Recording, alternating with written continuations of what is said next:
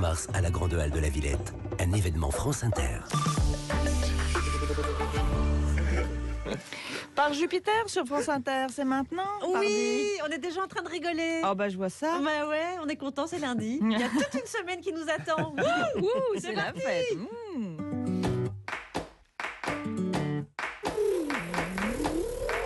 Salut les amis. Salut Charline. Alors, vous savez quoi? Non, On non. reçoit Najat Vallaud-Belkacem. Ça me dit quelque chose. Oui, moi nom. aussi. Bah oui, elle est directrice générale Global Affairs chez Ipsos. Ouais. Non, Najat Vallaud-Belkacem, elle n'a Ouais. pas fait autre chose? Bah bien sûr. Ah, enfin. voilà. Ah bah, elle est aussi éditrice. Elle a créé une collection chez Fayard qui s'appelle Raison de plus. Raison de plus pour l'inviter. Voilà, bah, l'idée c'est de mettre en avant les chercheurs qu'on entend peu dans le débat public. Ah, super, d'accord. Et c'est pour ça qu'on la connaît. Non, je crois pas. Bah, sinon peut-être parce qu'elle a créé une fondation pour aider à l'intégration des réfugiés dans le monde aussi. Ah bon, Si, mais elle a écrit une chanson pour les réfugiés.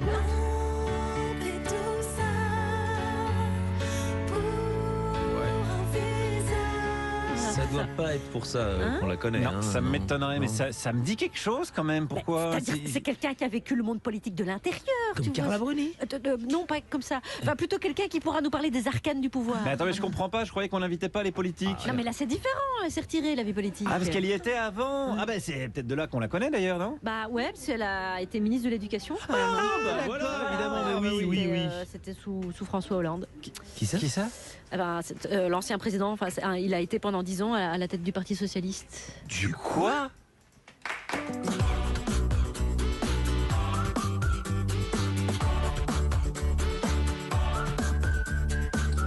Au théâtre ce soir. Très très belle chute. Bonjour la France Inter. Bienvenue dans l'émission qui écourte son séjour dans les montagnes de l'actualité pour revenir sur le terrain de la blague. Et voici les 3 informations qui n'ont pas eu le temps de voir la couleur d'un appareil à raclette. La gauche se présente façon puzzle aux européennes. La seule union, c'est celle que l'essayiste Raphaël Glucksmann a nouée avec le socialiste Olivier Faure. Et tiens, comment le PS s'est-il rangé derrière Glucksmann? Oh, bah alors, vous me suivez? Oui, Pourquoi? besoin de compagnie. Pour se réconcilier avec les intellectuels, le président les invite ce soir à l'Élysée. À 60 à table, le dialogue s'annonce nourrissant, essentiellement. Quel lien la politique entretient-elle aujourd'hui avec nos intellectuels? D'autant qu'Emmanuel Macron avait commencé par les fâcher, souvenez-vous. Je vais te faire une observation intelligente. Voltaire commence à me casser les burnes. Une pétition réclame la représentation du clitoris dans les manuels scolaires, dans tous les manuels scolaires. Pour nous habituer à sa représentation, sur les murs de nos villes d'ailleurs, commencent à fleurir les clitoris. Et ça sert à quoi? Ok. C'était Alex, c'est ça, je crois. Hein? On a connu la voix. Oui, parce qu'Alex, il est quand même favorable à la représentation du clito. Mais bien sûr. Il est même pour la commercialisation du clitodécapsuleur. C'est vous dire, Alex Vizorek. Ça nous bonjour. Qu'est-ce que c'est que ça? Charline Vanhoenacker. Personne ne sait. Elle passe des week-ends étranges. Elle est très Autour fake news en ce moment, j'ai l'impression. table. Une toute belle équipe, évidemment, 17h20. Celui qui a un avis sur pas mal de choses et sur les autres, il a pas mal d'avis. C'est Pablo Mira, bonjour. Salut Alex, salut Charline. Guillaume. Alors aujourd'hui je dis stop aux religions bashing. Toutes nos grandes religions sont attaquées et il faut mettre fin à la christianophobie, à l'antisémitisme et autres grossophobie pour les adorateurs de Bouddha, évidemment. Vous avez oublié l'islamophobie. Non, je l'ai pas oublié Alex. Je l'ai pas oublié. À 17h30. Très honnêtement, je pense qu'aujourd'hui, il est passé à côté de son sujet. Il m'a dit, j'ai fait un truc sur la bagarre. Et franchement, il n'a pas dû s'impliquer des masses vu son physique, puisqu'il est toujours vivant. C'est Guillaume Eh Meurice. ben, détrompez-vous, Oh bonjour là à là. tous. Je suis allé au salon du fitness pour me muscler et me préparer un petit peu à la guerre civile qui arrive. Et j'ai croisé des gens impatients qui faisaient la queue devant. Moi, je vais que s'il y a de la meuf, hein. S'il n'y a pas de meuf, je viens pas. Voilà, chacun Oh, ses Vizorek. motivations. Je suis dans tous les sonores aujourd'hui. Et à 17h40, celle qui lit plus de livres en une semaine que Fleur Pellerin n'a lu de Modiano dans toute sa vie, c'est Clara Dupont-Moreau, bonjour. Bonsoir. De quoi on va parler? De bruit et de fureur. Très bien. Et Jean-Luc voici Mélenchon. celle qui va présider notre conseil de classe de l'actualité. Je vous laisse nous annoncer qui vous êtes. Najat Vallaud-Belkacem. Charline Vanhoenacker, Alex Vizorek. Par Jupiter. Bienvenue Najat Vallaud-Belkacem. Merci. Première femme ministre de l'Éducation en France, faut-il le rappeler. à ces deux individus à côté de moi qui ne se rappelaient plus.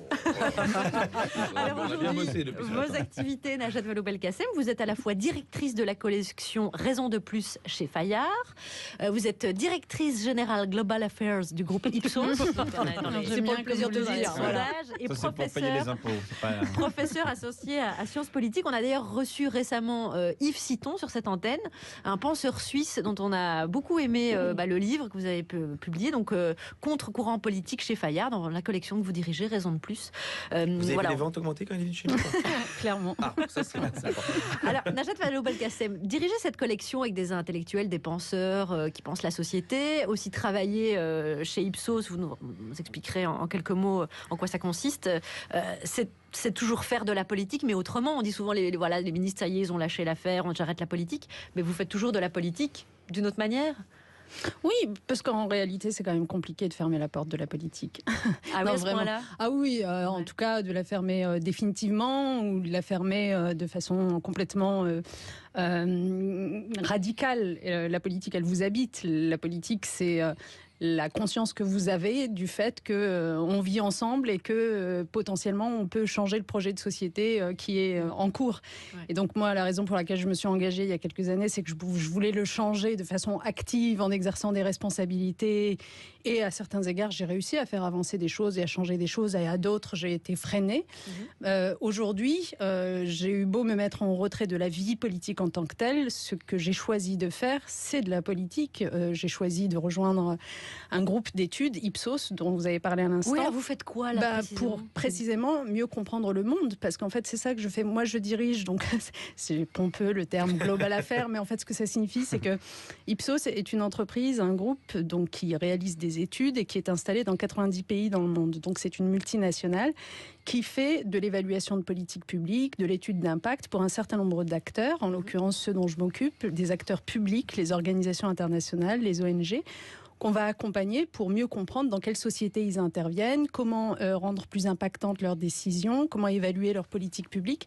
Et donc, au jour le jour, moi, mes activités consistent à mieux comprendre le monde tel qu'il va, ou plutôt tel qu'il ne va pas aujourd'hui. Ça va, du coup, ouais, c'est ce que j'ai... Ah, ça va pas du tout. Honnêtement, ça va pas du tout. Et notamment parce que l'une des choses qu'on apprend à mesurer, c'est... comment est-ce que les gens comprennent ou ne comprennent pas un certain nombre de phénomènes qui traversent nos sociétés, et donc les mauvaises perceptions qu'ils ont. On pourrait parler, par exemple, vous avez évoqué la question des réfugiés, on pourrait parler de ce qui se passe autour des réfugiés, de l'hostilité d'un certain nombre de populations d'accueil à l'égard de ces réfugiés. Pourquoi il y a cette hostilité ? Parce que, et on l'a vu récemment avec cet abject attentat en Nouvelle-Zélande, parce qu'il y a des théories qui se disséminent, comme celle du grand remplacement, et qui sont de plus en plus entendues, qui sont de plus en plus appropriées par un certain nombre de gens qui n'ont pas les bons éléments de réflexion ou de compréhension du monde aujourd'hui. Que vous complétez en dirigeant cette collection et en faisant parler les intellectuels. Oui, mais là, vous mesurez, vous n'agissez pas. Alors, la mesure, ça vous manque pas? Ça vous trépignait pas sur place en vous disant il faudrait faire ci, il faudrait faire ça? Elle a perdu les élections, elle a perdu, elle est pas revenue plutôt dans la plaie. Non, alors moi je pense, enfin, le moment que je vis en ce moment, pour moi, est un moment justement de retour aux sources, justement, de réflexion, de lecture, de compréhension du monde, des phénomènes, oui, ce que j'appelais les biais cognitifs, etc. Ça aurait été bien de le faire avant, ça aussi, avant d'être ministre. Sans doute. Alors, en même temps, j'ai eu la chance, moi je me plains pas du tout du parcours qui a été le mien, parce que j'ai eu la chance d'exercer des responsabilités assez jeunes, et c'est formateur aussi. Ouais. Et je pense que c'est justement d'accoler les deux, l'expérience de l'action politique, et puis en même temps l'observation du monde, en quelque sorte, qui me rendra peut-être plus acérée encore demain, lorsque, à n'en pas douter... Vous y reviendrez un jour.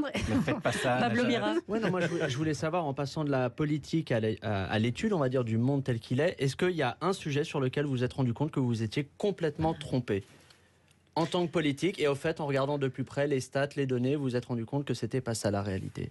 Sur le slogan « Le changement, c'est maintenant » peut-être, c'est peut-être pas le... Peut-être le mouvement qui va avec, à la rigueur. En fait, de manière générale, vous savez, on parle beaucoup des fake news, par exemple. Tout à l'heure, je vous entendais, Alex. Moi, j'en ai jamais dit. Non, mais dire que Charline elle-même, c'est des fake news. Bon, on parle beaucoup des fake news.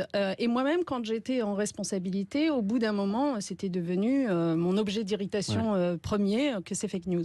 Et bien, ce que je comprends mieux aujourd'hui, c'est que le problème est bien plus grave que de simples fake news. Alors, je suis désolée, c'est pas très optimiste tout ce que je vous raconte, mais que le problème que nos sociétés traversent, c'est ce que j'appelle des faux savoirs. C'est-à-dire que, en fait, en plus des fake news qui sont vraiment des mensonges relayés avec une intention de nuire, etc., il y a tous ces faux savoirs des choses qui circulent dans la presse mais qui ne sont pas vraiment documentées. Il y a des faux experts, il y a des fausses études scientifiques, des demi-intellectuels, il y a des fausses études scientifiques, évidemment. Donc c'est plutôt ces faux savoirs-là qui font qu'en fait on est dans des sociétés où on ne sait plus à quoi se fier. Et évidemment, derrière tout cela, ça a l'air léger ce que je dis, mais derrière tout cela, c'est la question du populisme, c'est la question de ce que deviennent nos démocraties, c'est la question tout simplement de notre capacité à vivre ensemble. On comprend tout vachement bien depuis que vous êtes plus ministre. Vous parlez beaucoup mieux, en fait. Ne faites pas de politique, enfin. C'est peut-être la collection, parce que j'ai le plaisir d'y accueillir un certain nombre d'auteurs de talent. C'est Najat Vallaud-Belkacem. Elle est avec nous jusqu'à 18h. Youhou! Voici l'ami qui soigne et guérit, la folie qui l'accompagne et jamais ne la trahit. Jacques Higelin, Champagne.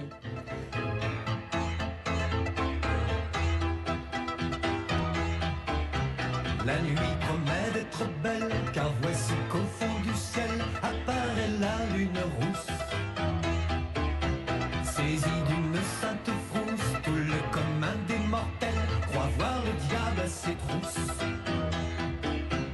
Valets, volages et vulgaires, ouvrez mon sarcophage, et vous pages pervers, courez au cimetière, prévenez de ma part, mes amis nécrophages.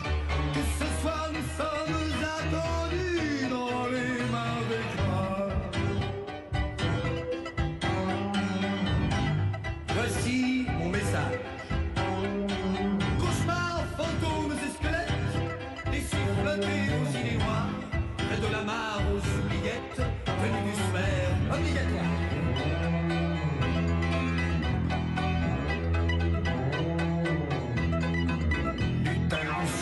Follet, elfe faune et farfadet, c'est Fred mes grands carnassiers. Une muse un peu dodue me dit d'un air entendu, vous auriez pu vous raser. Comme je lui fais remarquer deux, trois pendus attablés qui sont venus sans cravate. Ah, tu as remarqué? Elle me lance un œil hagard et vomit sans crier gare quelques vipères écarlates. Vampire ébloui par de l'ubarique vestale, égéries insatiables chevauchant des valkyries, infernales appétits de frénésie bacchanale qui charment nos âmes envahies par la mélancolie. Envoie satire joufflu, bouc émissaire, gargouilleuse émue fière aux gorgones, laissez ma couronne aux sorcières et mes chimères à la licorne.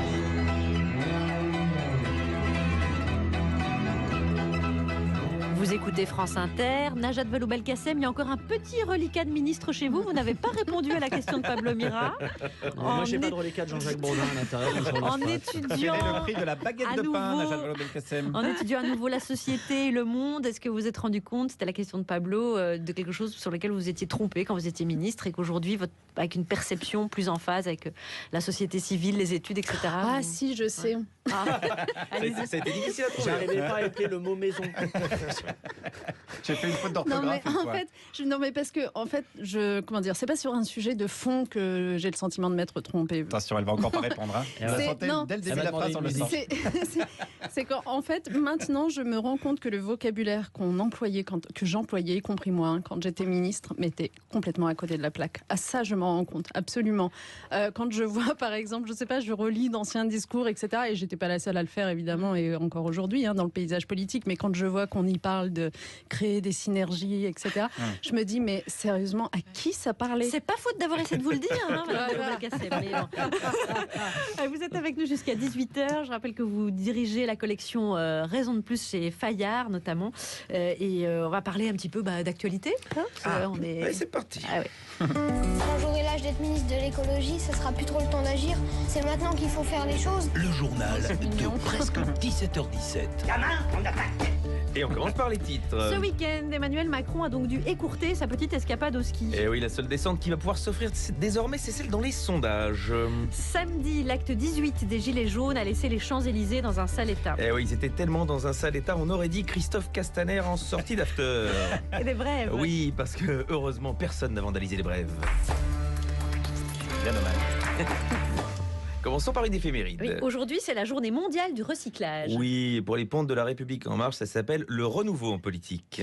Revenons donc à cet acte 18 des Gilets jaunes sur les Champs-Élysées. Le célèbre restaurant UP, le Fouquet's, a été vandalisé et incendié. Et oui, après Mouammar Kadhafi et Liliane Bettencourt, encore une terrible perte pour Nicolas Sarkozy.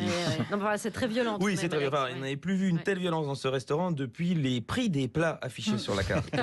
Autre victime, les Gilets jaunes ont également dévasté la boutique Hugo Boss. Ouais, et vu l'état du magasin, c'est plus Hugo Boss, c'est Hugo Chômage Technique.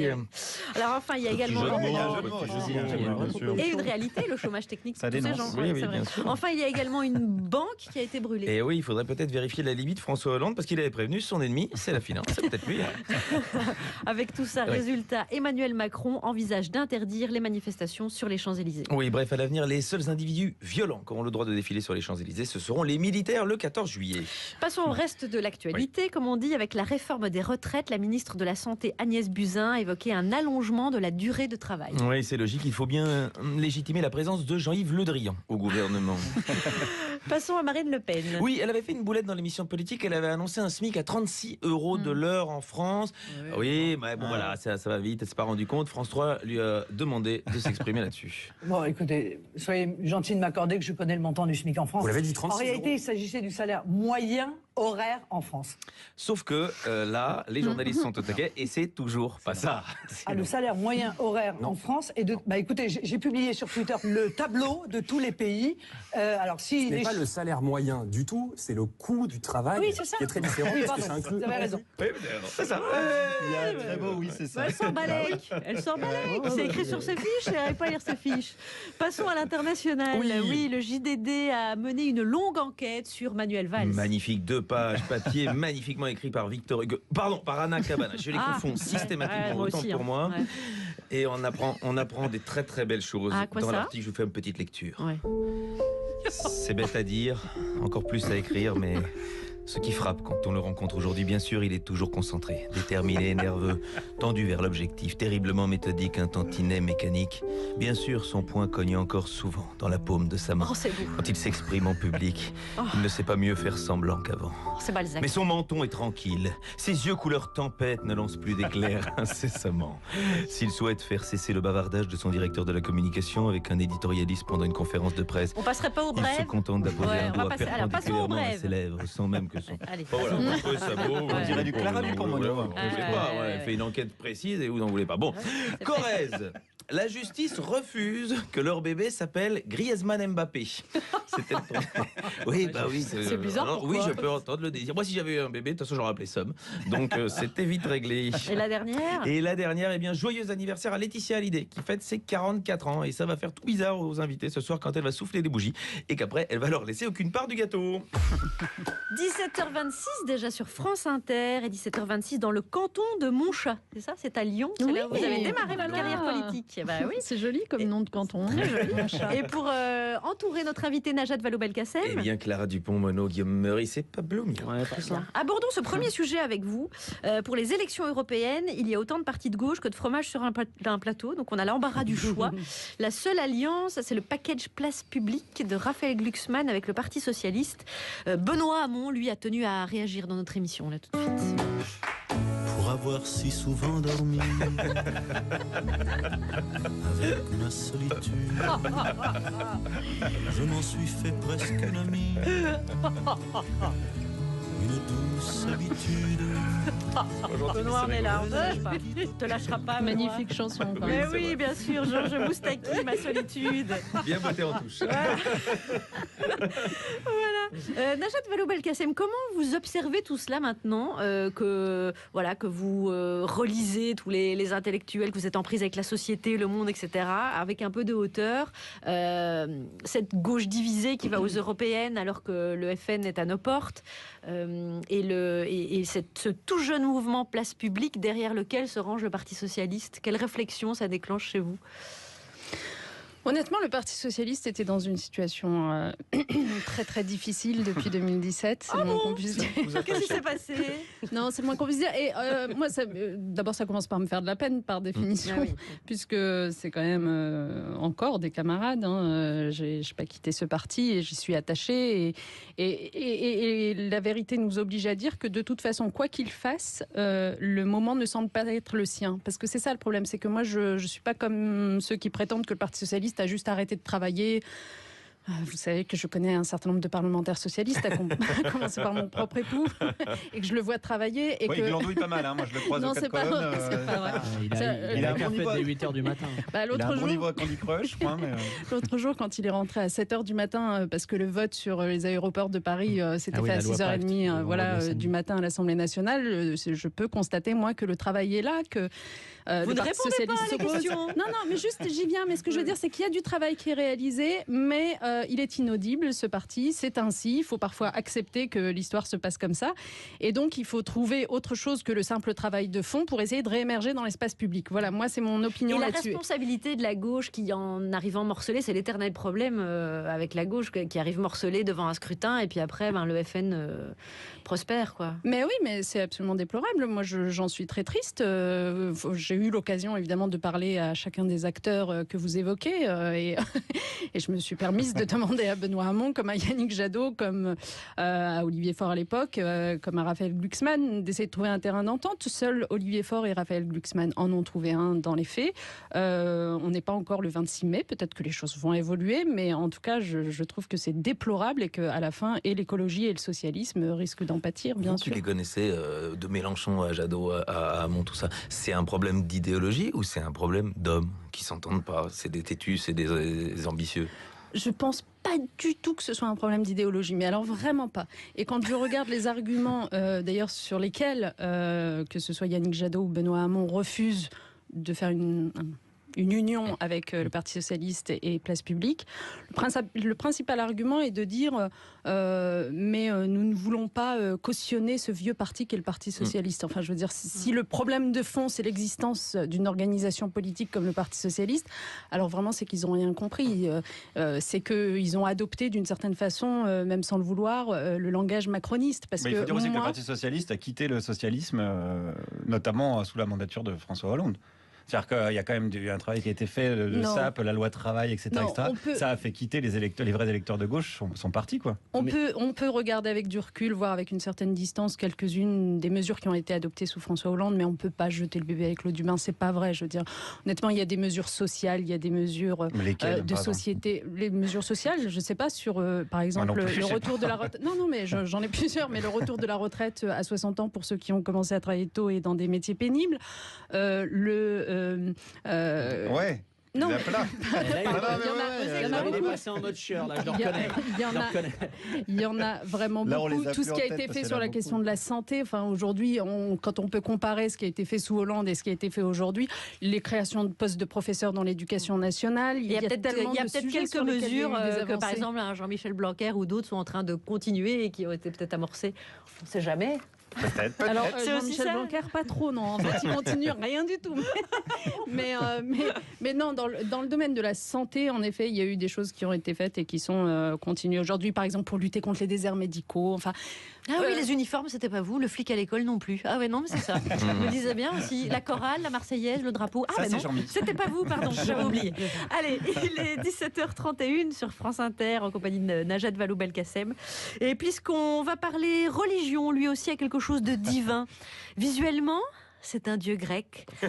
Olfactivement, c'est un poney Shetland. C'est vous, mon petit ange trapu, Pablo Mira. Ouais, ma louloute, alors vous savez, une grande intellectuelle a dit un jour: Dieu m'a donné la foi qui brûle au fond de moi. J'ai dans le cœur cette force qui guide mes pas. Yeah, come on.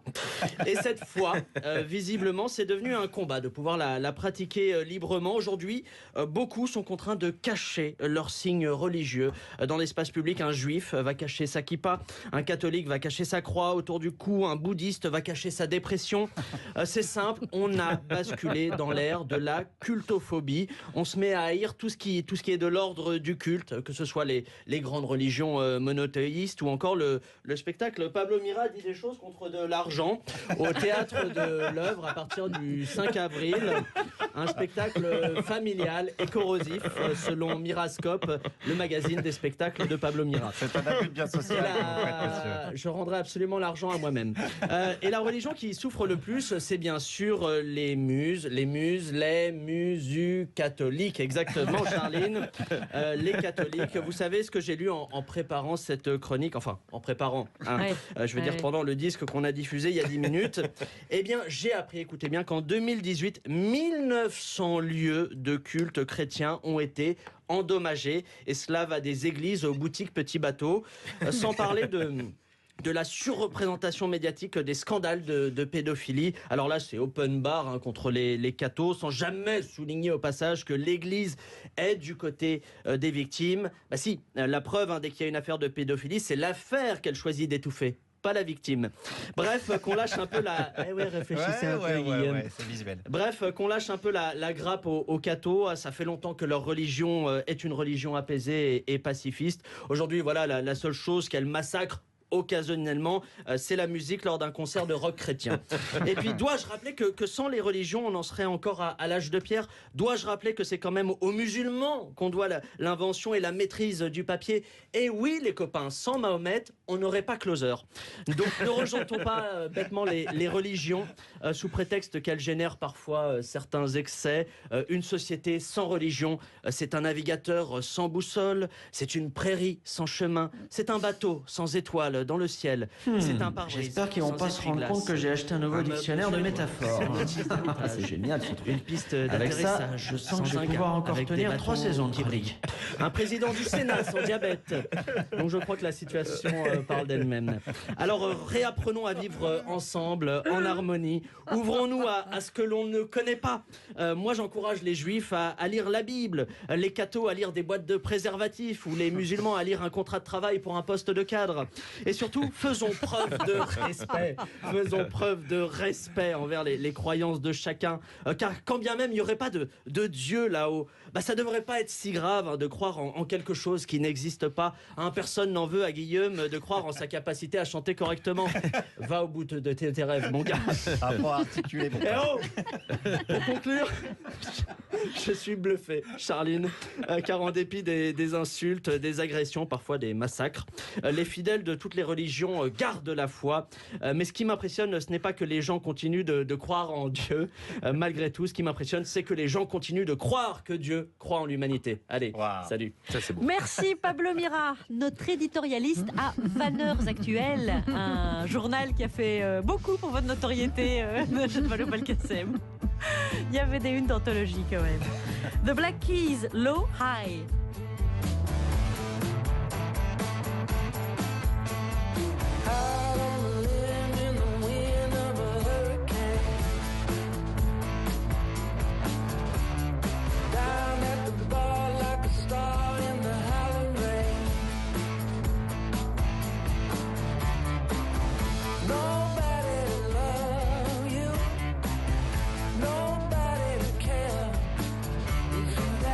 Nobody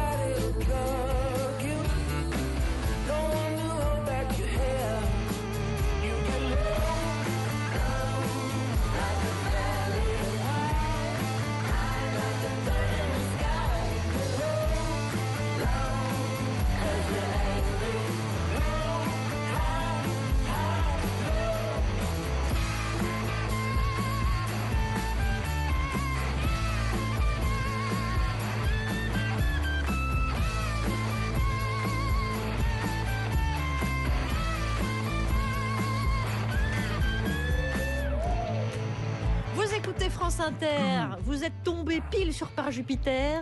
Notre invitée, c'est Najat Vallaud-Belkacem. Elle est directrice de la collection Raison de plus chez Fayard. Elle travaille chez Ipsos et est professeure associée à Sciences Po. On va y revenir tout à l'heure puisqu'on va parler clitoris et vous donner des cours sur l'égalité homme-femme. Et on va parler clito avec Najat Vallaud-Belkacem. Elle était contente. Elle est entrée dans le studio. Elle a dit quel bon choix de sujet. Ça, on n'aurait pas osé faire quand elle était ministre, peut-être. On sait pas. Avec Jean-Louis Debré, on n'a pas parlé clito. C'est vrai. Allez, vous avez le crachoir. Prenez. Ouais, moi je vais vous faire un petit bilan quand même de la situation. Donc Castaner se défonce à la vodka en roulant des galoches sur du Lady Gaga. Emmanuel Macron enchaîne les tartiflettes en bas des pistes. Marine Le Pen place le salaire moyen à 40 000 boules. Le successeur de Jean Jaurès s'appelle donc Raphaël Glucksmann. Léa Salamé va encore louper le prix Pulitzer cette année. Il y a des terroristes néo-zélandais qui viennent se former chez nous quand même à la Éric Zemmour Academy, pendant que Najat refuse toujours de s'appeler Corinne. On est bien parti pour une petite guerre civile bien sympatoche. Et là, je vous regarde autour de la table, j'ai l'impression qu'on n'est pas prêt. Pablo, mon petit loukoum, va falloir me tonifier un peu ce physique. Je sais que vous préparez le biopic de Barba Papa, mais s'il y a bagarre, on est mal. Alors bougez pas, je m'en occupe. Je suis allé au salon du body fitness ce week-end, entretien du corps. Et dans la file d'attente pour entrer, il y avait déjà du monde. Et puis on était dans l'ambiance, il y avait des muscles. Et en plus, il y a de la meuf. Regarde-moi le joli petit cul là, qui passe à ta gauche. Alors voilà, c'est pas le salon de la finesse, c'est le fitness. Voilà, ne pas confondre, même si effectivement, pour reprendre l'expression de ce Jean-Marie Bigard sous stéroïdes, il y avait de la meuf. J'en ai même rencontré qui faisait quoi? Du pump, du body, du piloxing. C'est de la boxe avec du pilate et de la dance. Donc la dance, il faut obligatoirement la musique qui va avec, quoi. Voilà, c'est un peu comme de la zumba. Ça se fait pas sur du Michel Thor, par exemple. Non, voilà. Voilà, ce qui explique qu'Alex est souple comme un parpaing et musclé comme une serpillière. Donc Alex, on s'y met. Si vous n'aimez pas la dance, vous mettez du Wagner. On connaît vos penchants germaniques. Alors, ne pas oublier également que nous sommes dans la Startup Nation, donc qui dit muscle dit nouveauté. C'est une innovation. Ce sont des tapis de course connectés sur lesquels on va pouvoir courir en temps réel à plusieurs, le 100 mètres, le 200 mètres ou le 5000 mètres. Et avec à la fin, bien sûr, le temps et le score. Donc à la fois, ça s'adresse aux salles de sport, mais également, par exemple, dans l'entreprise, pour tout ce qui est team building. Voilà, team building sur tapis de course connecté. Alors ça peut aider, par exemple, les CRS pour créer l'esprit d'équipe. On peut même imaginer des LBD connectés ou des bouteilles de Ricard connectées, enfin tout ce qui touche à l'univers du CRS. Mais on peut aller plus loin avec l'escalier connecté, donc une sorte de tapis roulant avec des marches, quoi, avec une fille dessus qui va comment? Super, c'est un peu éprouvant, mais bon, ça fait du bien de faire un peu de sport. Quelle est la différence avec des vrais escaliers? C'est beaucoup plus rapide, faut monter vite, faut pas être lent. Mais par exemple, si vous prenez un vrai escalier et que vous le montez vite, est-ce que c'est pas la même chose? Oui, si, un peu, mais c'est moins naturel. Voilà, c'est ça qu'on aime, c'est le naturel. Formidable invention, puisque l'ascenseur social est en panne. On a donc l'escalier électrique qui vous permet de faire du surplace. Donc une belle métaphore de la Macronie finalement. Mais on peut bien évidemment toujours aller plus loin. Ce qui est très bien pour s'entraîner, on le sait, c'est soulever des roues de tracteur. Ça vous le faites assez peu, mais croyez-moi sur parole, c'est hyper bien. Mais des fois, on n'a pas de roue de tracteur, tout simplement. Et c'est pas grave, on a des machines. C'est en fait une machine qui remplace tout simplement la roue de ferme, la roue de tracteur. Il faut juste se mettre en position de squat. Il faut juste lever la machine et la pousser tout simplement. On peut dire que c'est une roue de tracteur en machine, quoi. Exactement. Voilà, et voilà le travail en espérant d'autres innovations, bien évidemment, la charrue connectée, voilà, le bidon de glyphosate aussi connecté. Alors ça fait un peu salon de l'agriculture comme ça, mais je vous garantis que j'ai croisé de beaux bestiaux avec des machines toujours plus surprenantes, dont une qui faisait bosser tous les muscles en même temps. Le gros avantage par rapport aux appareils classiques de salle de sport, c'est que là, en 25 minutes, on va solliciter tous les groupes musculaires. Le lendemain, il a les courbatures partout, quoi. C'est ce qu'on leur dit là. L'avantage, c'est qu'après, on est niqué de partout le lendemain. Voilà, c'est ça. Voilà, ça vous nique tout le corps en une seule fois. Ça vous habitue aux sensations donc après manif. Ça, c'est important. C'est la Benalla 2000. Voilà, je vous rappelle qu'on est là pour se préparer à la guerre. Et moi, c'est vrai que le sport, je suis croyant, mais pas pratiquant. Et il y a des combinaisons pour les gens comme moi. On se muscle sans rien faire. Ça, c'est pas mal, se muscler sans rien faire. Ouais, c'est nickel, c'est le top. Donc, il y a juste à enfiler la combinaison. Et après, ça envoie de l'électrostimulation musculaire, ça stimule les muscles. Donc on peut bouffer des crêpes au Nutella sur le canapé en même temps? Il y a de ça. Et voilà, ça c'est bien, ça me va, huile de palme et Netflix. Et voilà, moi le corps de Cristiano Ronaldo. Alors ne prenez pas un bain par contre avec la combinaison, parce que sinon vous aurez le corps de Claude François, bien évidemment. Mais on peut encore faire mieux avec tous les produits qu'on peut bouffer. C'est vrai qu'il y a de la protéine, il y a tout un tas de produits qui sont présentés pour être plus compétitifs. Nous on est là sur le sport, donc on on essaie d'expliquer aux gens que ça agit sur les... En fait, c'est super dur parce qu'en fait, on essaie d'avoir un discours intelligent. Je sais qu'il ne faut pas dire ça. Et en fait, ce sur quoi on bosse, c'est d'expliquer. La molécule, en fait, elle marche comme un diapason. Ça fait partie de ces trucs qui sont des molécules adaptogènes qui aident le corps à mieux fonctionner. Et en fait, ça marche, ça fait du plus et du moins. Ça pousse pas... c'est super. En fait, c'est assez compliqué. Ouais, c'est pas simple, c'est pas simple. C'est comme la situation en France en ce moment. Voilà, dans le doute, je veux dire, j'ai tout avalé d'un coup. Je suis prêt pour la baston. Comme on dit au Fouquet, je pète le feu. Merci Guillaume Meurice. Je vous en prie, à votre service. Najat Vallaud-Belkacem est entre notre compagnie. On a bien entendu ça. Attention, bien avec le sujet suivant. Bah non, on peut jouer avec. Il y a le clitoris qui arrive, ne zappez pas. Clara Dupont-Mono va venir bien sûr. Et parlons un peu pensée complexe. Tiens. Ce soir, Manu pousse les meubles à l'Élysée. C'est soirée disco avec 60 intellos. Des scientifiques, historiens, des philosophes. Le président s'était fâché avec certains intellectuels au début du quinquennat. Mais là, il change de cap. Là, oui. Et il décide de renouer avec eux pour mettre un point final aux consultations du grand débat national. Alors, comment parler de sujets du quotidien et les élever vers l'intellectualisme avec Manu? Pour les hommes, que se produisent ce qu'ils souhaitent n'est pas mieux. Eh bien, c'est pareil pour les pêcheurs. Plus ils pêchent, moins il y a d'anchois. Quoi? Il faut éteindre la démesure plus encore que l'incendie. Mais vous entendez ce qu'il nous dit, Héraclite? Et là, Arthur, vous embrayez sur la peur qui gangrène le monde, voilà. Chaque sujet doit permettre de s'élever. C'est comme les exercices spirituels d'Ignace de Loyola. C'est comme ça qu'on gouverne le monde, par la pensée qui forge une vision. C'est une spirale. Quand même pas sorcier. Thierry Lhermitte, Doc et Dorsey, de Bertrand Tavernier, où il joue le rôle bien sûr de Dominique de Villepin. Najat Vallaud-Belkacem, aujourd'hui vous êtes directrice de collection, c'est une collection qui s'appelle Raison de plus chez Fayard. Je le dis tout à l'heure, vous avez notamment édité le livre de Yves Citon. Vous mettez en lumière des penseurs qu'on n'a pas l'habitude d'entendre dans les médias.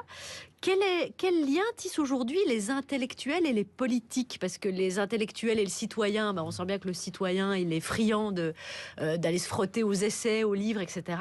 Mais alors, c'est pas pour spécialement parler d'Emmanuel Macron, mais disciple de Paul Ricoeur, etc., pensée complexe, on s'attendait peut-être à ce qu'il soit un peu plus nourri d'intellectuels. Est-ce que dans la classe politique en général, il y a vraiment cette rupture entre intello et politique? Non, mais d'abord, les intellectuels, c'est fait pour être indépendants, précisément. C'est ce qui fait leur force. Et l'idée, c'est pas que les intellectuels viennent au secours du politique. En revanche, ce que j'ai constaté pendant les années où j'étais aux responsabilités, c'est que parfois la société aurait besoin d'être plus éclairée pour que les débats publics soient de meilleure facture.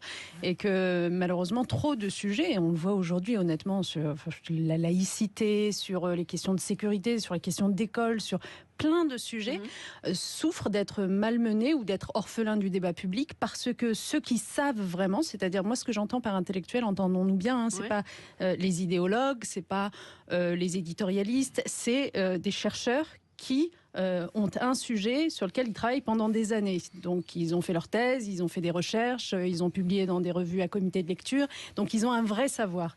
Et ces personnes-là, malheureusement, sont trop absentes du débat public et viennent trop rarement l'éclairer, parfois pour des raisons qu'on peut comprendre, de souhait de garder une certaine neutralité, une certaine distance aussi avec le débat public, parce que parfois le débat public est un peu anxiogène dans sa façon d'être, et que parfois ces chercheurs ont besoin de calme pour pouvoir travailler. Puis les politiques ont qu'à lire leurs écrits aussi. Ils ne s'en donnent pas le temps peut-être. Oui, mais il y a des politiques qui ont envie, enfin moi personnellement je me considérais comme telle, j'avais vraiment envie de travailler de façon étroite avec les intellectuels, mais je constatais qu'ils n'étaient jamais ou quasiment jamais dans les tribunes des journaux, à venir éclairer avec des essais accessibles au plus grand nombre. Ils sont plus férus de travaux académiques généralement pour des tas de raisons, y compris le fonctionnement de l'université française, que d'essais accessibles à tout le monde. Et donc cette collection, elle a vocation précisément, mais elle n'est pas la seule, bien entendu. Il y a aussi des revues qui ont vu le jour depuis 3-4 ans. Là, je pense par exemple à une revue comme AOC Media, que j'aime beaucoup, qui a aussi, ou The Conversation. Je donne les titres parce que ça alimente des gens. Il faut aller lire ça, c'est sur Internet. Mais c'est des bonnes revues qui donnent la parole à des chercheurs qui vous parlent de l'actualité. Donc on n'est pas complètement déconnecté, mais sur la base d'un vrai savoir, pour le coup, et c'est extrêmement enrichissant. Donc cette collection, elle a cette vocation-là aussi. Non, moi j'avais juste l'impression qu'au contraire, on n'avait jamais eu autant de sources qui venaient du milieu universitaire, des sciences humaines, des sciences sociales, et qu'on n'a jamais été aussi informés, y compris via la communauté scientifique. Et que pourtant, ça ne change pas grand-chose. On a même l'impression que ça ne marche pas, au fait. Plus les citoyens sont éclairés, plus c'est le bordel.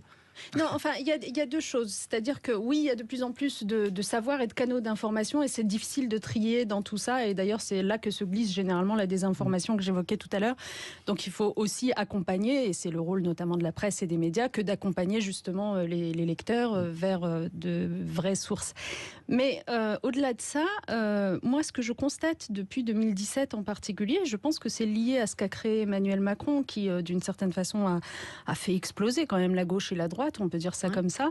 Et donc, du coup, on a le sentiment qu'il n'y a plus vraiment de débat à gauche, il n'y a plus vraiment de débat à droite. Et moi, ce que je crois constater, c'est que le débat, c'est peut-être transposé du côté des intellectuels. Je trouve qu'on lit de plus en plus, dans la presse, par exemple, de tribunes signées par des intellectuels sur les questions qui ont défrayé l'actualité, le harcèlement sexuel, l'écologie, et on s'y etc. raccroche. Oui. Et je trouve que ça fait vraiment un bien fou. Donc, c'est peut-être le positif qui naîtra de cette espèce d'explosion du paysage politique. Najat Vallaud-Belkacem, restons dans la lecture justement. Avec un choix littéraire de Clara Dupont-Mono. Oui, parce que l'actualité, Charline, ici on relie l'actualité à la littérature, Najat Vallaud-Belkacem, il faut que vous le sachiez. Donc l'actualité, ce sont les nouvelles, n'écoutez pas, les nouvelles manifestations qui ont eu lieu à Alger vendredi. Magnifique démonstration quand même, que l'on peut être en colère sans tout défoncer. Et il se trouve que la littérature, qui est votre compagne désormais, puisque vous êtes éditrice, eh bien la littérature aurait certainement salué les manifs algériennes, puisqu'elle a toujours eu un faible pour la révolte et un vrai mépris pour la basse violence. C'est son côté Jean Jaurès. Et il y a un livre qui illustre cet esprit. Fait le lien. Je dis... raconte n'importe quoi sur les luttes sociales, mais je dis un livre. En vérité, c'est un roman qui m'a laissé au tapis, qui m'a percé le cœur et qui m'a laissé le souffle court.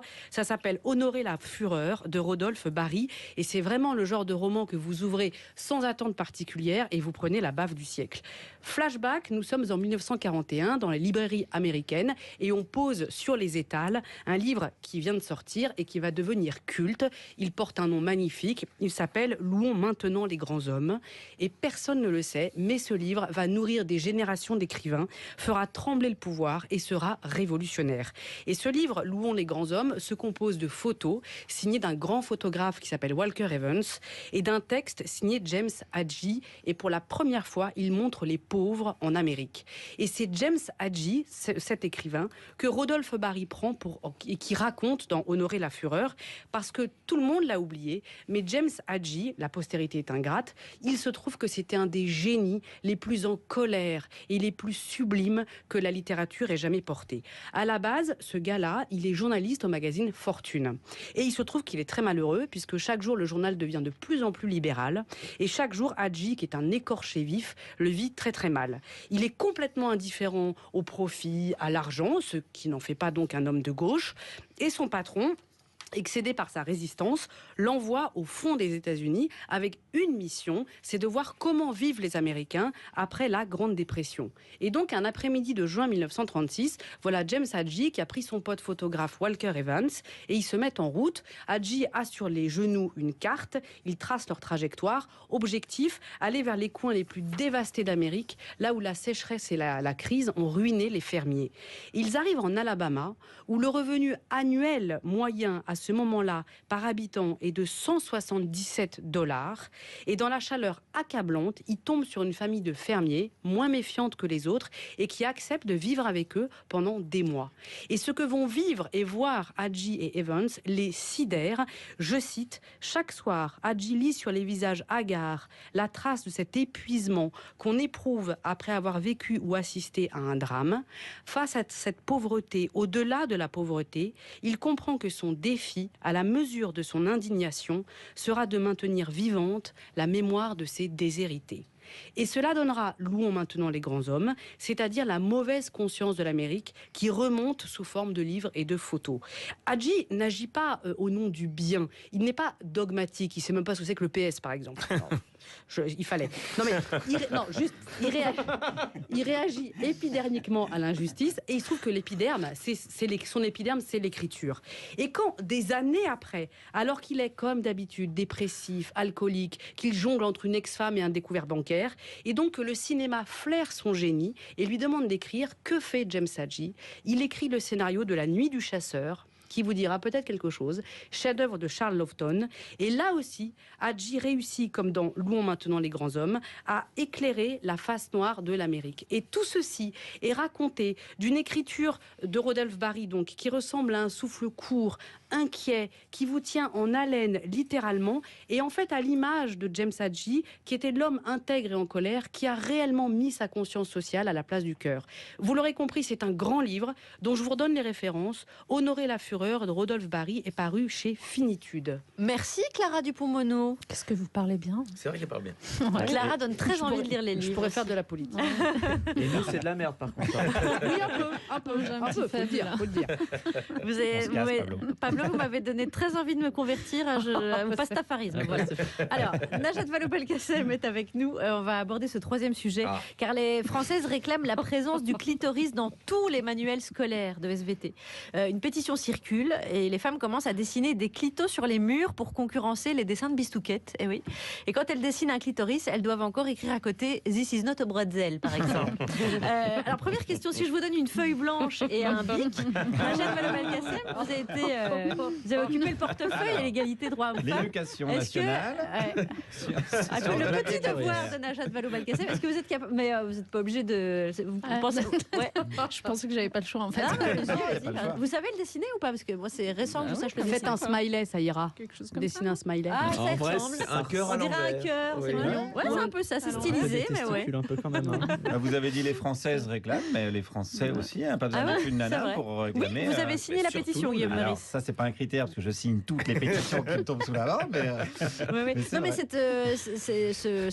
c'est au-delà du symbole que le clitoris figure dans les manuels de SVT. La ministre de l'Éducation que vous avez été et à l'égalité homme-femme, etc. J'imagine que vous êtes à fond pour. Ah oui, moi je suis absolument pour. Ouais. Ah non, mais c'est compliqué de dire non.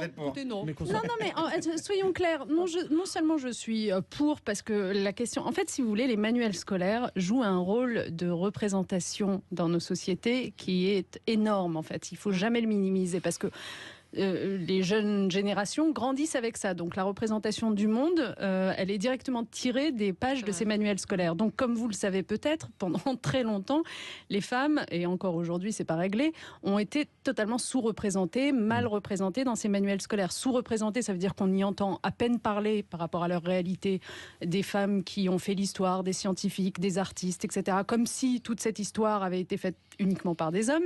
Et deuxièmement, mal représentées, c'est justement la question du corps, c'est-à-dire que quand on y représente des femmes, je sais pas, dans des activités sportives, on a toujours l'impression qu'elles sont mal à l'aise, etc. Donc ça donne une image de filles qui ne sont pas faites pour faire du sport. Et cette question de la biologie, pour en venir à ce sujet, pourquoi est-ce qu'on représenterait mal, en l'occurrence, une partie des organes féminins? Pourquoi est-ce qu'on s'accommoderait de cette situation? Donc moi, je soutiens évidemment cette pétition. Dessinons des clitos sur les murs. Bien sûr. Najat Vallaud-Belkacem, on a une proposition à vous faire. Vous connaissez l'émission, on propose un sketch à l'invité pour jouer avec nous. Oui. Alors attention, pas n'importe quel rôle. Vous êtes Marlène Schiappa. Et à cacher votre bonheur, s'il vous plaît. Ah non, ça c'est énorme. Parce qu'il y a eu réunion ce matin. Emmanuel Macron avait réuni Édouard Philippe, Christophe Castaner pour parler des violences. Et qui c'est qui débarque? Et qui c'est qui débarque? C'est Marlène. On se rend sur place. Je fais Emmanuel Macron. Castaner, c'est Guillaume. Et Édouard Philippe, c'est Pablo. Bon, tout le monde est là. Édouard. Oui, présent. Christophe. Christophe. Oui, pardon, présent. Oui, tu peux couper ça, s'il te plaît, oui, Christophe. Merci. On n'arrête jamais, en fait. Non, jamais. Si je m'arrête, je commence à réfléchir et ça, je supporte pas. Bon, je crois qu'on est au complet. Oui. Salut, mes petites beautés. Marlène, mais t'étais pas conviée à la réunion. Depuis quand j'ai besoin d'invitation, moi? Je rentre dans toutes les soirées. Oh, quand même, pareil. Bon, assieds-toi, on va parler de la stratégie de samedi. Oui, j'avoue qu'on a été un petit peu débordés. C'est-à-dire Tatiana a versé trop de champagne dans mon verre, j'en avais plein la chemise. Non, la manif des Gilets jaunes. Ah, pardon, la manif, bien sûr. Ah, c'est sûr que moi, j'aurais pas du tout fait ça comme ça. Hein. Vous le faites pas mal. Je sais ce qu'il faut faire, moi. Hein. Je l'ai écrit dans mon dernier livre, 19,90€ chez Flammarion, disponible dans toutes les librairies. Marlène, t'es avec nous, tu restes, tu te concentres. Oui, pardon. Enfin, ce que je voulais dire, c'est qu'il faut plus de fermeté, quoi. Ah, tu veux pas mon poste non plus. Bah, si tu me le proposes. Mais très bonne initiative, Christophe. Voilà, merci, c'est réglé. Passons à la stratégie du gouvernement. Je pense qu'il faut maintenir le dialogue. Alors, si je peux me permettre, l'autre jour, je me regardais sur BFM et j'étais vraiment d'accord avec moi. Oui, tu disais quoi? Non, parce que je prends tellement bien la lumière, je suis rayonnante. Mais non, tu veux pas mon boulot de Premier ministre non plus? Je pense que c'est une vraie solution. Mais très bien, Édouard, tu retournes au Havre. Non, retour chez les pauvres. Bon. Et alors moi, Marlène, tu me conseilles quoi? Il faut une présidence moderne, proche du peuple, et pourquoi pas une présidente? Eh ben vas-y, prends-moi. J'ai failli me faire voir. Caramba, encore raté. Moi j'adore. Est-ce que c'est pas kiffant de faire Marlène Schiappa? Moi c'est mon rôle préféré aussi. Je le donne volontiers. Moi j'aimerais bien faire Marlène Schiappa une fois. Merci beaucoup Najat Vallaud-Belkacem. On vous remercie d'autant plus que vous êtes très rare dans les médias, vous n'en faites quasiment plus. On vous a entendu chez Libadou et on était heureux de discuter avec vous. Voilà, vous êtes donc directrice de la collection Raison de plus chez Fayard, professeure associée à sciences politiques et directrice générale des Global Affairs du groupe Ipsos. Et puis, je rappelle que vous avez écrit les paroles d'une chanson sur les réfugiés, mais oui, qui s'appelle Lampedusa, qu'on peut retrouver sur YouTube. Interprétée par Marlène Schiappa. Non.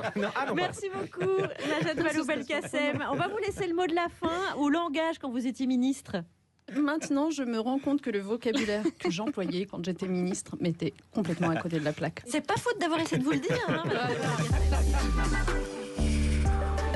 vous êtes-vous déjà demandé combien de fois par jour vous disiez merci? Merci pour le sel, pour la porte, pour le renseignement. Vous êtes-vous déjà demandé combien de fois dans votre vie vous aviez réellement dit merci? Un vrai merci. L'expression de votre gratitude, de votre reconnaissance, de votre dette. Delphine de Vigan vous a lu un passage de son dernier roman paru chez Lattès, Les Gratitudes.